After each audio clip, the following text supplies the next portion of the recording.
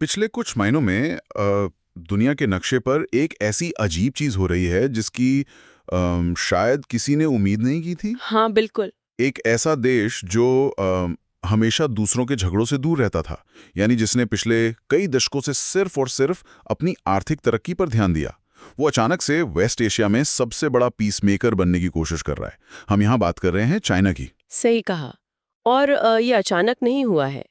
देखिए, चाइना की foreign policy में हमेशा से एक रूल रहा है, नॉन इंटरफेरेंस का। मतलब दूसरे देशों के आंतरिक मामलों में दखल ना देना है ना। एग्जैक्टली उनका पूरा ध्यान इंफ्रास्ट्रक्चर पर होता था या लोन्स और ट्रेड पर होता था।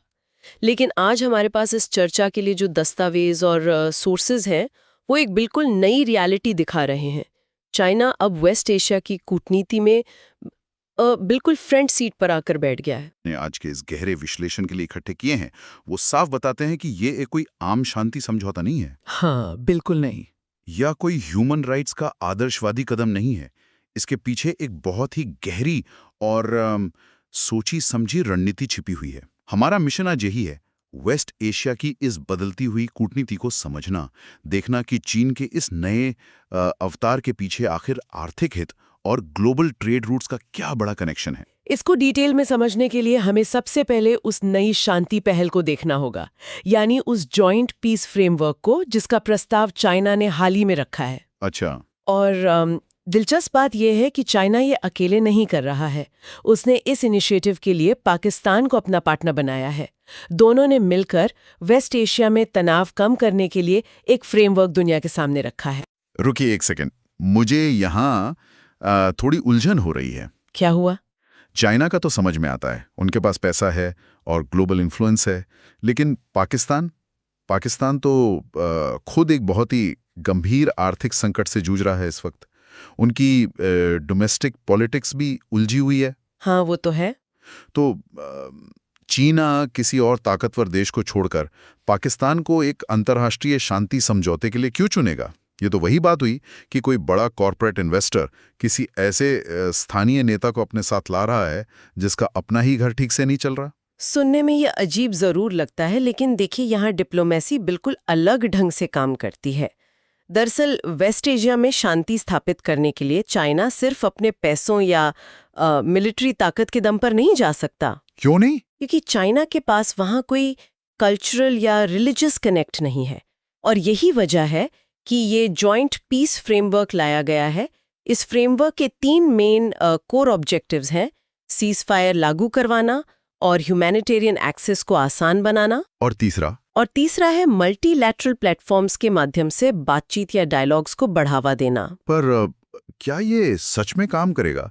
मेरा मतलब है, क्या दोनों देश मिलकर वाकई वहां एक स्थायी राजनीतिक समाधान ला सकते हैं, एक परमानेंट पॉलिटिकल सेटलमेंट? नहीं, हमारे सोर्सेज इस बात पर बिल्कुल साफ हैं कि ये कोई परमानेंट सोल्यूशन बनाने का ब्लूप्रिंट बिल्कुल नहीं है। इसे सिर्फ क्राइसिस मैनेजमेंट के एंगल से बनाया गया है।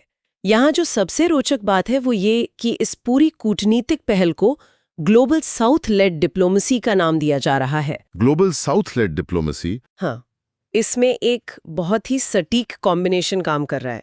एक तरफ चाइना का संस्थागत वजन है। China United nation security council का परमानेंट मेंबर है, उसके पास वीटो पावर है और दुनिया की दूसरी सबसे बड़ी इकोनॉमी होने का रुतबा भी है। और दूसरी तरफ पाकिस्तान है, जिसकी इस्लामी दुनिया में एक अलग पहुंच है। ऑर्गेनाइजेशन ऑफ इस्लामिक कोऑपरेशन यानी OIC में उनका प्रभाव है, और वेस्ट एशिया के कई देशों के साथ उनके पुराने मिलिट्री और डिप्लोमेटिक रिश्ते हैं। Exact point. चाइना को उस पहुंच की, उस रीजनल एक्सेस की जरूरत है जो उसके पास खुद नहीं है। पाकिस्तान को चाइना का डिप्लोमेटिक वेट मिलता है और चाइना को पाकिस्तान का कल्चरल और रीजनल पासपोर्ट। अरे वाह! ये कॉम्बिनेशन एक ऐसा मीडिएटर तैयार करता है जो पश्चिमी देशों के दबाव से अलग एक ऑल्टरनेटिव ऑप्शन बन जाता है वहां के देशों के लिए। उस मेन पॉइंट पर, उस कॉजालिटी पर बात नहीं की है कि आखिर चीना को रातों रात पीस मेकर बनने की जरूरत क्यों पड़ी है? हाँ, वो सबसे जरूरी सवाल है। दुनिया में इतने कॉन्फ्लिक्ट्स चल रहे हैं, चीना हर जगह तो दखल नहीं देता है ना। वेस्ट एशिया में ऐसी क्या आफत आ गई थी? इसका बहुत ही सीधा और ठोस कारण है ऊर्जा निर्भरता, यानी एनर्जी डिपेंडेंस। चीना दुनिया की सबसे बड़ी मैन्युफैक्चरिंग पावर है, लेकिन उन अनगिनत फैक्ट्रीज को चलाने के लिए और पूरे देश की पावर ग्रिड्स को जिंदा रखने के लिए जिस ईंधन की जरूरत होती है वो चीना के पास काफी मात्रा में नहीं है। सही बात है। हमारे दस्तावेज दिखाते हैं कि चीना ईरान और सऊदी अरेबिया जैसे देशों से ऊर्जा का एक बहुत बड़ा इंपोर्टर है। उनका ऑयल इंपोर्ट बिल्कुल एक्सट्रीम लेवल पर है। और जब वेस्ट एशिया में हालात खराब होते हैं तो उसका सबसे पहला असर उन समुद्री रास्तों पर पड़ता है जहां से ये तेल और बाकी सामान गुजरता है। मैं उन चोक पॉइंट्स की बात कर रहा हूं जिनका जिक्र सोर्सेस में बार बार आया है, स्ट्रेट ऑफ हॉर्मुज और बाबिल मैंडेब। बिल्कुल, ये चोक पॉइंट्स ग्लोबल ट्रेड की सबसे नाजुक कड़ियां हैं। स्ट्रेट ऑफ हॉर्मुज से दुनिया का लगभग 20 से 30% तेल गुजरता है और बाबिल मैंडेब रेड सी का वो पतला सा एंट्री पॉइंट है जो आगे चलकर सुएज कैनाल से जुड़ता है। हाँ, वो बहुत ही नैरो पैसेज है। जब इन इलाकों में युद्ध जैसी स्थिति बनती है या मिसाइल्स चलती हैं या पायरेट्स एक्टिव हो जाते हैं तो उसका असर सिर्फ न्यूज़ हेडलाइंस तक सीमित नहीं रहता। वही मुझे समझना है, फिजिकली होता क्या है वहाँ? होता ये है कि शिपिंग कंपनीज घबरा जाती हैं। कोई भी कंपनी अपने करोड़ों डॉलर के जहाज और उसमें रखे अरबों डॉलर के सामान को किसी वॉर जोन से नहीं गुजारना चाहती। मैरीटाइम इंश्योरेंस कंपनीज तुरंत अपने प्रीमियम्स इतने बढ़ा देती हैं कि उस चोक पॉइंट से गुजरने का खर्चा ही बहुत ज्यादा हो जाता है। ओह, अच्छा। कई बार तो इंश्योरेंस कवर मिलना ही बंद हो जाता है। नतीजा ये होता है कि चाइना जाने वाली फ्रेट वेसल्स को लंबे डिले का सामना करना पड़ता है। यहाँ पर मामला सच में बहुत दिलचस्प हो जाता है क्योंकि बात सिर्फ तेल आने की नहीं है। एक फैक्ट्री के नज़रिए से सोचें तो अगर सप्लाई चेन का शेड्यूल 2 हफ्ते भी डिले हो जाए तो उनके पास कच्चा माल नहीं पहुंचेगा। एग्जैक्टली। असेंबली लाइंस बंद हो जाएंगी और एक्सपोर्ट ऑर्डर्स कैंसिल होने लगेंगे। चाइना की पूरी आर्थिक मशीन डिस्टर्ब हो जाएगी इससे। और ये इकोनॉमिक एक्सपोजर अब पहले से कहीं ज़्यादा बड़ा हो चुका है। एक वक्त था जब खाड़ी देशों यानी गल्फ नेशंस के लिए सबसे बड़ा ट्रेडिंग पार्टनर अमेरिका और यूरोप हुआ करते थे, पर हाल ही के वर्षों में चाइना ने इन पश्चिमी देशों को पीछे छोड़ दिया है। क्या बात कर रहे हैं? हाँ, आज चाइना गल्फ देशों का सबसे बड़ा ट्रेडिंग पार्टनर है। उन्होंने वहाँ के पोर्ट्स, हाईवेज और मेगा सिटी प्रोजेक्ट्स में बेहिसाब इन्वेस्टमेंट्स किए हैं। तो इसका मतलब ये हुआ कि उन इंफ्रास्ट्रक्चर इन्वेस्टमेंट्स की सुरक्षा डायरेक्टली इस बात पर निर्भर करती है कि उन देशों में स्थिरता बनी रहे। बिल्कुल। अगर वहाँ दंगे होंगे, सरकारें गिरेंगी या युद्ध होंगे तो चाइना के अरबों डॉलर्स के प्रोजेक्ट्स बर्बाद हो जाएंगे। यानी वेस्ट एशिया में शांति अब चाइना के लिए कोई फॉरेन पॉलिसी का आदर्श नहीं है बल्कि एक स्ट्रिक्ट बिजनेस रिक्वायरमेंट बन चुकी है। सही पकड़ा आपने। उनका पैसा और उनकी एनर्जी सिक्योरिटी दोनों लाइन पर हैं इस वक्त। लेकिन वेस्ट एशिया के इन चोक पॉइंट्स पर जो अस्थिरता है वो चाइना के लिए एक ऐसी चिंता को जगा रही है जो इन सबसे कहीं ज्यादा भयानक है। एक ऐसा डर जो हजारों किलोमीटर दूर स्थित है। आपने वही पॉइंट छेड़ा है जो इस पूरे रिसर्च में मुझे सबसे ज्यादा माइंड बेंडिंग लगा था। हम यहाँ बात कर रहे हैं डुअल चोक पॉइंट शॉक और मलक्का डिलेमा की, है ना? वेस्ट एशिया का क्राइसिस एक अलग ही चेन रिएक्शन पैदा कर रहा है वहाँ। हाँ, इसे डुअल चोक पॉइंट शॉक इसीलिए कहा जा रहा है क्योंकि इस वक्त दुनिया एक साथ 2 अलग-अलग समुद्री रुकावटों का सामना कर रही है। एक तरफ तो हमने देखा कि रेड सी और बाबिल मंडेब में क्या हो रहा है, उसकी वजह से हजारों कमर्शियल जहाज़ों को अपना रास्ता बदलकर अफ्रीका के बिल्कुल नीचे से यानी केप ऑफ गुड होप से होकर आना पड़ रहा है। हाँ, वो पूरा घूमकर। बिल्कुल, ये एशियन यूरोपियन ट्रेड रूट्स पर एक दोहरी मार है। इसको थोड़ा ठोस तरीके से समझते हैं। रास्ता बदलने का मतलब सिर्फ मैप पर एक नई लाइन खींचना नहीं होता है। केप ऑफ गुड होप से घूम कर आने का मतलब है सफर में कम से कम 10 से 15 दिन का इजाफा। सही कहा। और इस एक्स्ट्रा समय में एक बड़ा कार्गो शिप दिन का हजारों लीटर एक्स्ट्रा ईंधन जलाता है। उसका कॉस्ट, क्रू का खर्चा, शेड्यूल का पूरा कोलैप्स, मतलब सब कुछ बिगड़ जाता है। और जब बीजिंग में बैठे स्ट्रैटेजिस्ट इस तबाही को देखते हैं तो उन्हें अपना सबसे बड़ा डर याद आता है, स्ट्रेट ऑफ मलाक्का। हाँ, स्ट्रेट ऑफ मलाक्का। ये एक पतला सा समुद्री रास्ता है जो मलेशिया और इंडोनेशिया के बीच में है। चीन का लगभग 80% ऑयल इंपोर्ट इसी एक रास्ते से होकर गुजरता है। 80%? बाप रे। हाँ, अगर रेड सी का ब्लॉकेड ऐसी आर्थिक तबाही ला सकता है तो सोचिए अगर किसी दिन स्ट्रेट ऑफ मलक्का ब्लॉक हो गया तो चाइना का क्या होगा? ये तो वही बात हुई कि किसी बहुत बड़े किले का सिर्फ एक ही मेन गेट हो और उस किले के अंदर पूरे शहर का खाना, पानी और ज़रूरत का सामान उसी एक गेट से आता हो। अगर दुश्मन उस गेट को बंद कर दे तो अंदर शहर कितने दिन टिकेगा? ये वही मलक्का डिलेमा है जिसने चाइना की नींद उड़ाई हुई है। और दुश्मन कोई और नहीं, उन्हें अमेरिका और उसके सहयोगी देशों से डर लगता है। अगर हम इसको बड़ी तस्वीर से जोड़कर देखें तो ताइवान को लेकर जो टेंशन है वो इस चिंता को और बढ़ा देती है। अगर कल को ताइवान के आसपास कोई मिलिट्री कॉन्फ्लिक्ट होता है तो अमेरिका और उसके सहयोगी देश इजीली स्ट्रेट ऑफ मलक्का पर घेरेबंदी कर सकते हैं। उनके नेवीज वहां काफी मजबूत हैं। सही बात है। ऐसे सिनेरियो में चाइना के पास तेल आना बिल्कुल बंद हो जाएगा। रेड सी में तो पायरेट्स या छोटे रेबल ग्रुप्स हैं, लेकिन मलक्का में उनका सामना ग्लोबल सुपर पावर्स से हो सकता है। यानी जो कुछ अभी वेस्ट एशिया में हो रहा है वो चाइना के लिए एक ट्रेलर है। उन्हें साफ दिख रहा है कि उनकी सप्लाई चेन कितनी नाजुक है इस वक्त।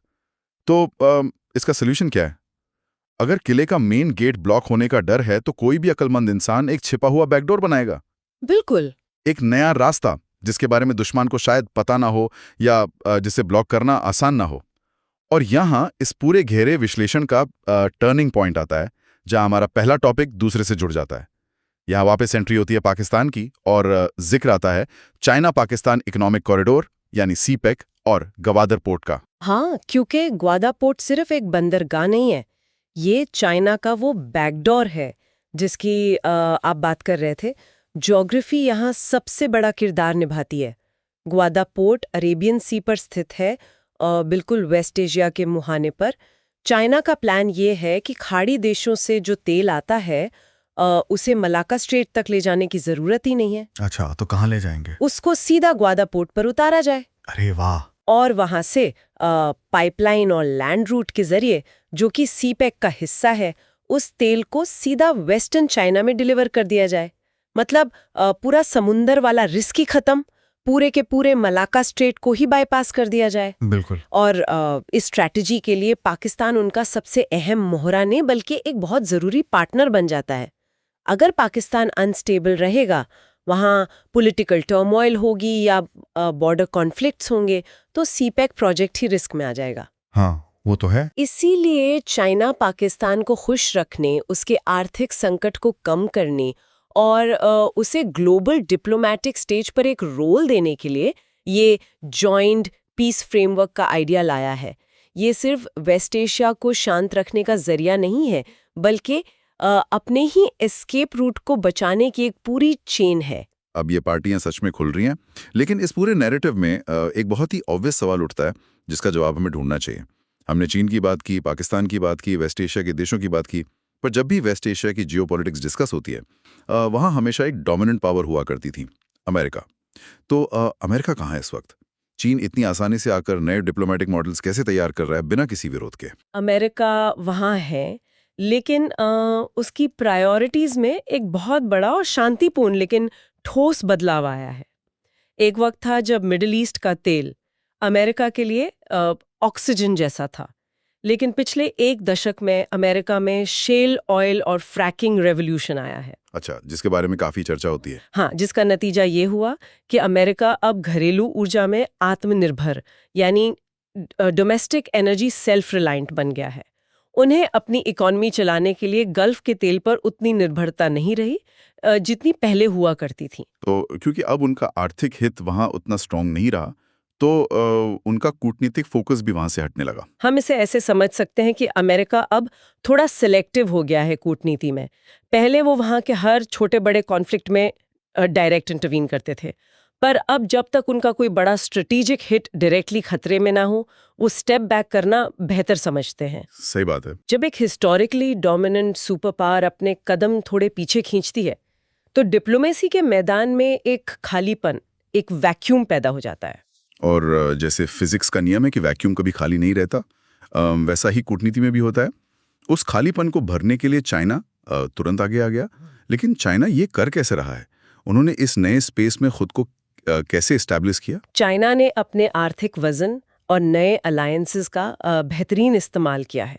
सबसे बड़ा उदाहरण है ब्रिक्स का विस्तार। ब्रिक्स में हाल ही में नए देशों का आना चाइना को एक ऐसी मल्टीलैटरल आइडेंटिटी देता है जो पश्चिमी देशों के दबदबे से बिल्कुल अलग है। और इसका सबसे बड़ा सबूत हमने पिछले साल देखा, कौन सा सबूत? जब चाइना ने ईरान और सऊदी अरेबिया के बीच डिप्लोमेटिक रिलेशंस रिस्टोर करवाए थे। ओह हाँ, वो सच में एक चौंका देने वाला मोमेंट था।